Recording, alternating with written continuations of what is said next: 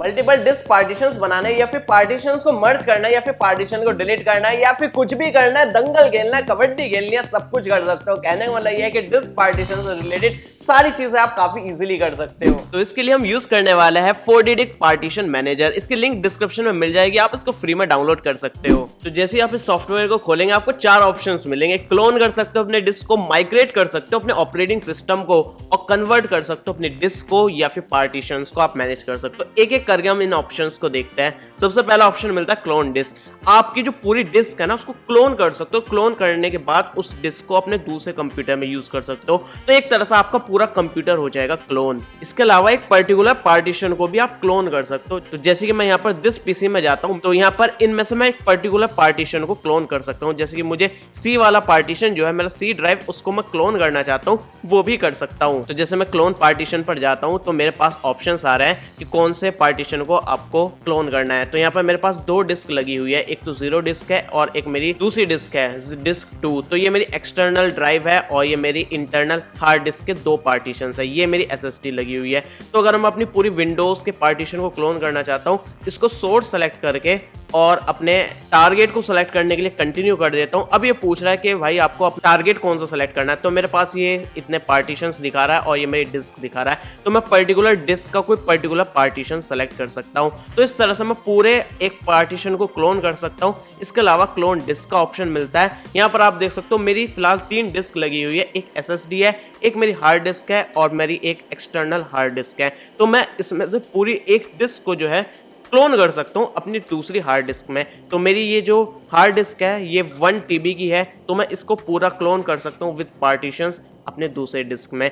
और ध्यान रखना अगर आपका स्पेस बच जाता है, मतलब आपका टारगेट का जो साइज है वो ज़्यादा है, तो वो आपकी अनलोकेटेड स्टोरेज बनेगी। उसको आप पार्टीशन मैनेजर में जाकर उसको लोकेट कर सकते हो, उसको पार्टीशन बना सकते हो। अब देखते हैं दूसरा ऑप्शन माइग्रेट OS। तो अगर आप चाहते हो अपने पूरे ऑपरेटिंग सिस्टम को माइग्रेट करना, तो यहाँ पर भी आप वो चीज़ कर सकते हो। तो यहाँ पर अपना सोर्स सेलेक्ट करना होगा जिसमें आपकी पूरा सिस्टम डला हुआ है। जैसे सी ड्राइव ये मेरी ऑटोमेटिकली सिलेक्टेड है। अब ये पूछ रहा है अपने टारगेट सेलेक्ट करो, तो मेरे टारगेट में 2 डिस्क दिख रही है, डिस्क 0 डिस्क 2। तो इसमें भी मेरे 3 पार्टीशंस दिख रहे हैं डिस्क 0 में, और दूसरी डिस्क में मेरा एक ही पार्टीशन है। तो मैं इस डिस्क का ये वाला पार्टीशन सेलेक्ट करके भी स्टार्ट कर सकता हूँ, या फिर मैं अपनी इस वाली डिस्क को सेलेक्ट कर देता हूँ जिसमें मेरे 3 पार्टीशन। आप ध्यान रखना आपका जो टारगेट वाली स्टोरेज है ना, टारगेट वाली डिस्क है, वो आपकी पूरी क्लियर हो जाएगी। तो ध्यान रखना अपने टारगेट का जो भी डेटा है ना उसको पहले बैकअप कर लेना कहीं पर, उसी के बाद आप अपना माइग्रेशन प्रोसेस करना। इसके अलावा एक और ऑप्शन मिलता है कन्वर्ट डिस्क। तो अगर आप अपनी डिस्क का जो टाइप है, फॉर्मेट है, उसको कन्वर्ट करना चाहते हो, GPT को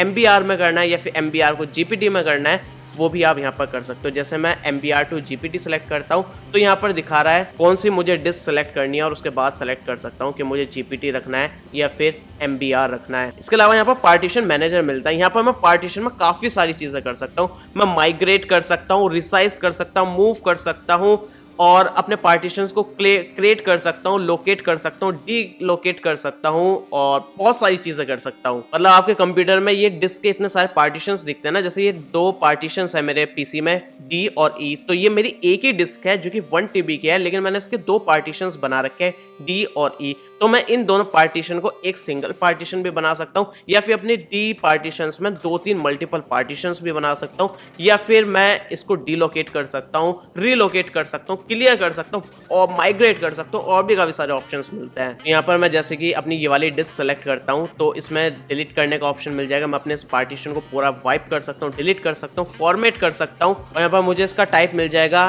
NTFS रखना है या फिर FAT32 रखना है, और क्लस्टर साइज मिल जाएगा। तो ये काफ़ी सारे ऑप्शंस मिल जाएंगे, और इसका आप लेटर भी चेंज कर सकते हो। जैसे मेरी इस ड्राइव का जो लेटर है वो D है, तो मैं इसको D को चेंज कर सकता हूँ, F कर सकता हूँ, या फिर कोई और कर सकता हूँ जो अभी तक मैंने यूज़ नहीं करा है। इसके अलावा यहाँ पर मेरी एक डिस्क के मैंने 2 पार्टीशंस बना रखा है, तो यहाँ पर भी ऑप्शंस मिलता है। जैसे कि मैं इसको रिसाइज कर सकता हूँ, साइज बढ़ा सकता हूँ, इसके अलावा मैं माइग्रेट OS कर सकता हूँ। तो इस तरह से आपको काफ़ी सारे पार्टीशंस के पर्टिकुलर आपको ऑप्शंस मिल जाते हैं। जैसे कि मैंने ये वाली हार्ड डिस्क सेलेक्ट कर ली, तो यहाँ पर एक पार्टीशन सेलेक्ट कर ली मैंने D। तो इसमें काफ़ी सारे ऑप्शंस मिलेगा, आपको एक्सटेंड करने का ऑप्शन मिलेगा, मतलब मैं इसका साइज बढ़ा सकता हूँ, श्रिंक करने का ऑप्शन मिलेगा, मतलब इसका साइज में छोटा कर सकता हूँ, स्प्लिट करने का ऑप्शन मिलेगा, मतलब इसके मैं 2 पार्टीशंस बना सकता हूँ, तो डी के मेरे 2 पार्टीशंस हो जाएंगे। और इसी तरह ड्राइव का लेटर भी मैं चेंज कर सकता हूँ। फिलहाल ये डी है, मैं ये इनमें से कोई सा भी लेटर सेलेक्ट कर सकता हूँ। तो डिस्क से रिलेटेड कोई सा भी काम हो ना, ये सॉफ्टवेयर पूरा करके दे देता है। तो जब आप इसको फ्री में डाउनलोड करके एक बार यूज कर लेंगे, चेक कर लेंगे और लगता है कि भाई मुझे इसकी जरूरत है, तो यहाँ पर इनके कुछ प्लान्स दे रखे हैं। मंथली प्लान्स मिल जाएंगे, ईयरली प्लान्स मिल जाएंगे, लाइफ टाइम लाइसेंस मिल जाएगा। तो जो लाइसेंस आपको समझ में आता है, जो लगता है जिसकी नीड है, वो आप यहाँ से परचेस कर सकते हो। खैर कैसा लगा सॉफ्टवेयर नीचे कमेंट में बता देना। इसकी डाउनलोडिंग लिंक डिस्क्रिप्शन में मिल जाएगी, वहां से जाकर डाउनलोड कर सकते हो। ऐसी और भी काफी सारी वीडियोस आने वाली, चैनल सब्सक्राइब कर लेना। मिलता है अगली वीडियो में, तब तक के लिए